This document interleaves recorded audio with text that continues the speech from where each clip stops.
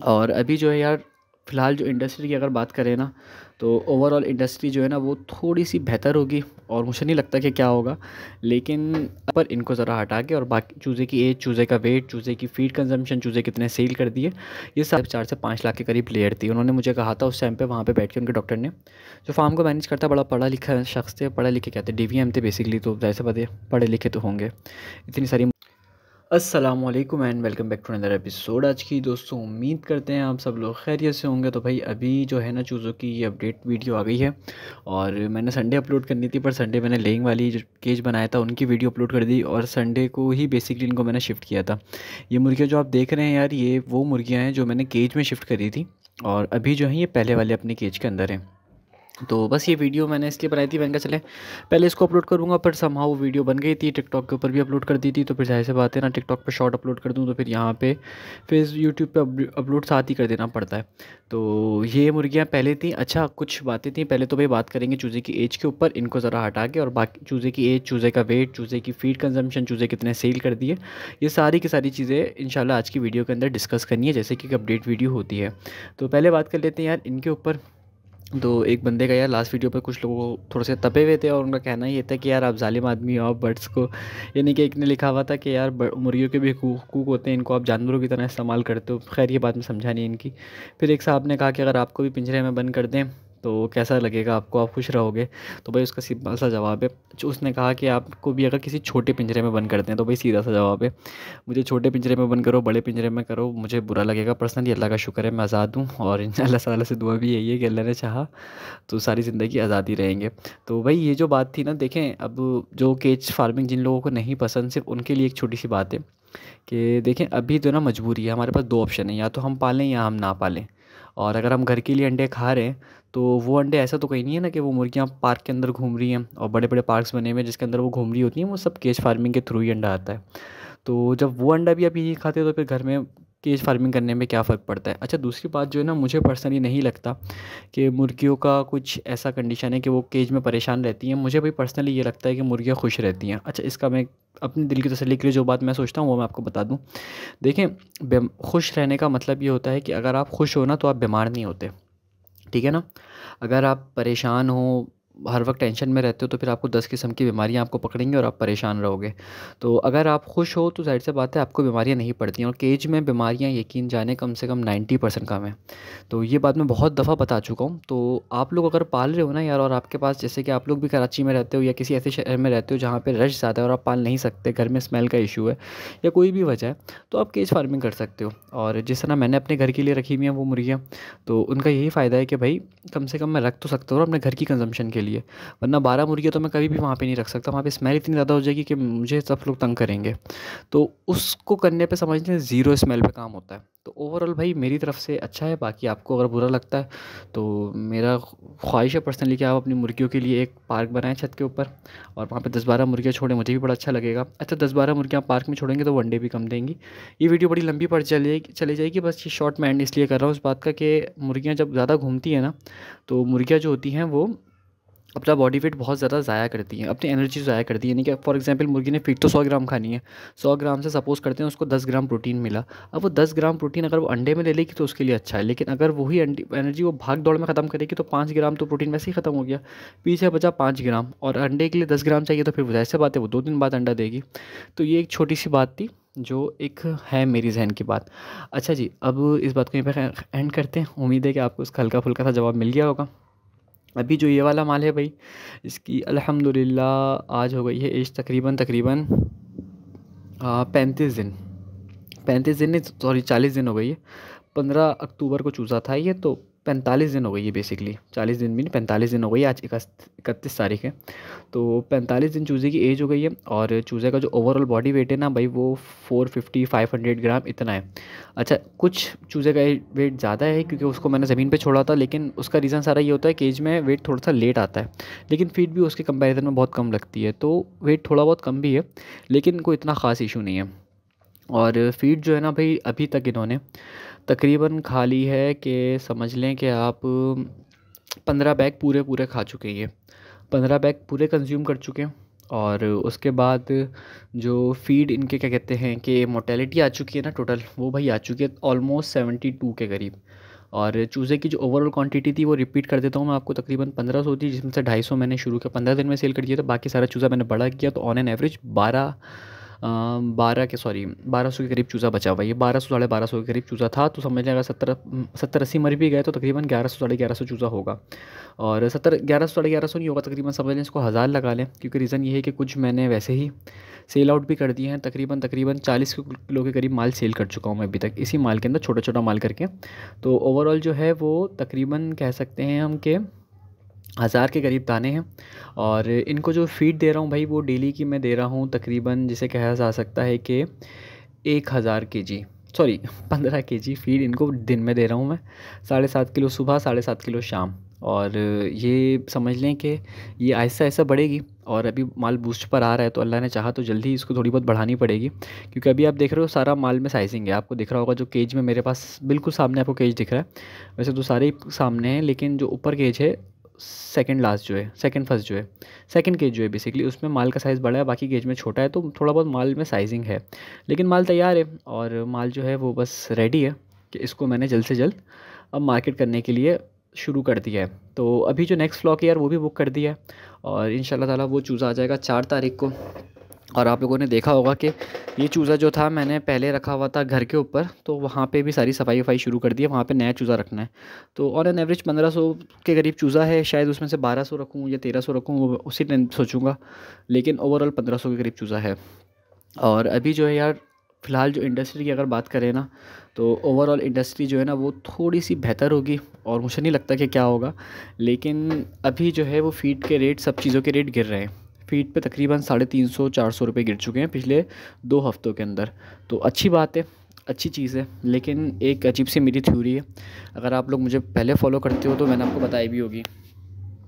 अच्छा, वो थ्योरी कुछ इस तरीके की है बेसिकली कि मुझे लगता है पर्सनली कि भाई जब जब मुल्क के हालात अच्छे होते हैं ना, तो हमारी जो मार्केट है वो थोड़ी सी डाउन हो जाती है, और जब मुल्क के हालात थोड़े बुरे होते हैं तो मार्केट जो है हमारी वो ओवरऑल अच्छी हो जाती है। इसके पीछे जो मुझे लगता है भाई पर्सनली कि ये काम साइड बिज़नेस करने वालों का ज़्यादा है। तो जब मुल्क के हालात ख़राब होते हैं, सब लोग साइड बिज़नेस की तरफ भागते हैं, और जब अच्छे होते हैं तो जिनके अपने जो कारोबार चल रहे होते हैं वो उसी पे फ़ोकस करते हैं। अच्छा, ये सिर्फ एक मेरी थ्योरी है, और हो सकता है गलत, तो कोई इतनी कोई फ़िक्स वाली बात नहीं है। तो मुझे पर्सनली लग रहा है कि भाई आने वाले जो दिन हैं उसमें रेट थोड़ा सा डाउन होगा। अभी जो मार्केट का रेट चल रहा है वो तकरीबन 1000 रुपये केजी, 900 रुपये केजी, 800 रुपये केजी, डिपेंड करता है कि किस तरह आप बेच रहे हो, कैसे बेच रहे हो, ये सारी चीज़ें चल रही हैं। लेकिन अभी ये रेट है, आगे जाके रेट थोड़ा बहुत ज़ाहिर सी बात है डाउन होगा, तो फिर वो चीज़ भी एक आने वाली है। अभी नहीं पता मुझे, लेकिन ओवरऑल जो ब्रॉयलर की कंडीशन है ना भाई, वो बहुत ख़राब चल रही है। और ब्रॉयलर की मार्केट परसों तरसों शायद 4 दिन पहले मैंने देखा था 300 रुपये पर केजी फार्म का रेट है। और फार्म पे जो माल तैयार होता है वो तैयार होता है तकरीबन, जिसे हम कह सकते हैं कि 340 रुपये, 330 रुपये, इस तरह की माल की एवरेज कॉस्ट आ जाती है। अभी मुझे नहीं पता अभी जब से रेट गिरे हैं क्या आ रही है, लेकिन इतनी आ रही थी। तो ओवरऑल तो नुकसान ही हो रहा है बंदे को, जो बेचारा 45 दिन मेहनत करेगा तो उसके एंड में आके उसका नुकसान होगा। तो ये सब चीज़ें चलती हैं यार, काम का हिस्सा होता है। और इससे पहले जो था वो रेट डबल था, जितने लगाओ उससे डबल कमाओ, तो ये सारी चीज़ें अब फ्लक्चुएशन होती है भाई, ये हलाल जुआ है। सच्ची वाला बताऊँ तो आपको, कारोबार कोई सा भी हो वो हलाल जुआ होता है। आपने कोशिश करनी है, आप पूरी कोशिश करो, उसके बाद रिस्क अगर आपके नसीब में हुआ तो ज़रूर मिलेगा, नहीं हुआ तो भले रेट अच्छा हो आपका माल मर जाएगा, और माल आपका भले तैयार हो जाए, रेट अच्छा नहीं मिले, वो सिर्फ़ और सिर्फ एक नसीब की बात है। कोशिश करना आपके अपने हाथ में होता है, ये मेरा भी ख्याल है, और मेरा ख्याल क्या, ये मेरा एक्सपीरियंस भी है, और ये बात 100% सच है। यानी कि कहा जाता है ना कि अक्सर ऐसी जगह पे मेरे साथ भी ऐसा हुआ है कि भाई अच्छा खासा माल सही था, और जानबूझ के हमने गलती करी, वो माल भी मारा गया। तो एक बंदे को फॉलो करता हूँ, वो कहता है कि भाई जब माल नुकसान होने वाला होता है ना, तो आपकी मत मारी जाती है। जब आपके नसीब में लिखा हुआ होता है ना, तो आपकी मत मारी जाती है, आप जानबूझ के आके पत्थर पे लात मारते हो, और फिर आपका पाँव टूट जाता है। तो एक ऐसी छोटी सी बात है। तो ये है कि भाई कोशिश करना होता है, बाकी रेट ऊपर नीचे होते रहते हैं। तो ये एक छोटी सी मेनली बात हो गई।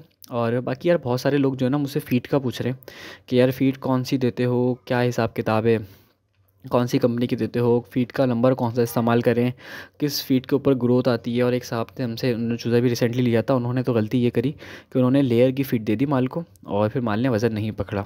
तो मैं सोच रहा हूँ यार, हमारे जो पोल्ट्री कोर्स की एक वीडियो मैं यहाँ पे अपलोड कर दूँ, और उसका फ़ायदा ये होगा कि यार चलो जो लोग नहीं ख़रीदते, एक वीडियो से उनका बस थोड़ा बहुत आइडिया हो जाएगा कि बेसिकली कि फ़ीड इस्तेमाल किस तरीके से करनी है। और मेरे लिए भी आसानी हो जाएगी, क्योंकि मुझसे पूछेगा तो मैं उसको डायरेक्ट लिंक सेंड कर दूँगा। गाइडलाइन से थोड़ा सा मैं भी बच जाऊँगा। तो वो वीडियो भी इंशाल्लाह ताला आपको मिल जाएगी। अगर आप चाहते हो कि वो वीडियो जल्दी मिल जाए तो फिर आप मुझे कमेंट करके बताना। फिर वो जो कोर्स की हमारी वीडियो, आप लोगों को अगर नहीं पता कोर्स का, अगर नया है कोई, तो मैं जल्दी से ज़रा समझा दूँ कि भाई हमारा एक पोल्ट्री फार्मिंग का कंप्लीट बिज़नेस का कोर्स है, जिसमें हम पोल्ट्री बिज़नेस का गाइड करते हैं कि किस तरीके से बिज़नेस करना है, कौन से मंथ में करना है, कौन सा बिज़नेस किस तरीके का होता है, और क्या-क्या चीज़ें, क्या-क्या प्रॉफ़िट, क्या किस-किस तरीके से पालना है, ईच एंड एवरीथिंग अल्हम्दुलिल्लाह वी गाइड उसके अंदर, कोर्स के अंदर। तो वो कोर्स जो है उसका मैंने सोचा था कि एक लेक्चर ये वाला और एक लेक्चर वैक्सीन वाला मैं अपलोड कर देता हूँ, कि चलें जो मुझे रैंडमली क्वेश्चन मिलते हैं ना, कम से कम उसका आंसर मिल जाए। तो अगर कोई ख़रीदना चाहे वो कंप्लीट कोर्स, तो भाई वो ख़रीद सकता है। उसमें बहुत सारे टॉपिक्स हैं, मैंने आपको बताया, शेड कंस्ट्रक्शन से भी रिलेटेड है, वैक्सीनेशन से भी रिलेटेड है, सारी गाइडलाइन है। 2500 रुपये का है। आपको नंबर मेरा स्क्रीन पे दिख रहा होगा, मुझसे व्हाट्सएप पे कांटेक्ट कर सकते हैं। तो मैं सोच रहा था कि यार वो वाली वीडियो भी अपलोड कर दूँ। अगर कोई चाहता है, ये बात मैं शायद दूसरी दफ़ा बोल रहा हूँ, तो मुझे कमेंट में ज़रूर बताएगा कि भाई आपको फ़ीड के उस पे चाहिए, तो वो वाली वीडियो मैं अपलोड कर दूँगा। तो ये बात हो गई भाई फ़ीड की, माल की अपडेट की, माल के रेट की, मार्केट अपडेट की, ये सारी चीज़ें हो गई। अच्छा, अब जो है ना, आप बात कर लेते हैं, जब इतना हो ही गया तो अंडों के ऊपर बात कर लेते हैं। और ये बात है लेयर के अंडों की। मिस्री की मार्केट मैंने अभी चेक नहीं करी, लेकिन मिस्री की मार्केट लेयर से हमेशा अच्छी होती है। तो भाई मार्केट जो है ना अंडों की, वो वारे नहीं आ रहे हैं। जिसने इस दफ़ा लेयर के माल डाल दिया ना, वो बहुत अच्छा रहेगा। अच्छा, ये बात मैंने सुनी थी तकरीबन, समझ लें आज से, अगर मैं आपको बताऊँ तो साल पहले, सर्दियाँ थी उस टाइम पे, हम लोगों ने सिन फीड के फार्म विज़िट करे थे। उनके पास 4.5 से 5 लाख के करीब लेयर थी। उन्होंने मुझे कहा था उस टाइम पे, वहाँ पे बैठ के उनके डॉक्टर ने, जो फार्म को मैनेज करता है, बड़ा पढ़ा लिखा शख्स थे, पढ़े लिखे क्या थे, डीवीएम थे बेसिकली, तो जैसे पता पढ़े लिखे तो होंगे, इतनी सारी मुर्गियों को मैनेज कर रहे थे। तो अच्छा, उन्होंने हमें एक बात बताई थी कि इस साल मुर्गियों का रेट बढ़ेगा। तो कह रहे थे क्योंकि इस साल लेयर बहुत कम डली है, और हमने आगे से 1.5-2 लाख या पता नहीं कितने लाख चूज़ा बुक कर लिया है। तो मैंने कहा पता नहीं ये प्रेडिक्ट कर रहे हैं होता है या नहीं होता, क्योंकि लेयर की मार्केट पिछले 2-3 साल से मैं देख रहा था बहुत गंदी जा रही थी। बेचारा हर बंदा हर पेटी पे नुकसान कर रहा था। अगर पेटी का आपको नहीं पता, तो भाई पेटी 360 अंडे को कहते हैं। तो हर पेटी पे 200-300 रुपये का नुकसान था, और उस टाइम पे पेटी थी 7-8 हज़ार रुपये की। तो मैंने कहा बस ये अंकल ख्वाब में चला रहे हैं। इनकी तो फ़ीड भी फ्री होती है, क्योंकि ज़ाहिर सी बात है सिन फीड की अपनी फ़ीड होती है, तो सस्ती पड़ती हैं। तो बहुत सारी चीज़ें इनकी अपनी इंटीग्रेटेड होती हैं, इनकी शॉप्स अपनी होती हैं, इनका घी अपना होता है, इनकी फ़ीड अपनी होती है, सारी चीज़ें इनकी अपनी होती हैं। तो मेरा ख़्याल था यार ये अंकल जो ना बस ऐसे टाइम पास कर रहे हैं, ऐसा होने वाला नहीं है। लेकिन हुआ ऐसा कि भाई रेट जो था इस दफ़ा वो इतना बेहतरीन है कि मैंने पिछले 5 साल में इतना अच्छा रेट कभी भी नहीं देखा। कोविड के फ़ौरन बाद देखा था, वो भी एक लिमिटेड टाइम के लिए, और मुझे लग रहा है कि भाई ये तो 6 महीना सस्टेन करेगा। इतना अच्छा रेट है, यानी कि इस टाइम के ऊपर जो पीटी का रेट चल रहा है, वो समझ लें चल रहा है 9,000 रुपये, 8-10,000 रुपये के करीब चल रहा है। तो हम राउंड अबाउट 10,000 लेके चलते हैं। और जो फ़ीड के बैग का रेट है वो चल रहा है, समझ लें लेयर की फ़ीड का 6,200 6,500। चलिए हम 6,500 लेके चलते हैं। 6,500 तो नहीं, वैसे 6,000 ही लेके चलें आप। 6,000 रुपये, 6,500 ले लेते हैं। चलें, थोड़ी सी दोनों ज़्यादा भी हो जाए तो भी खैर है।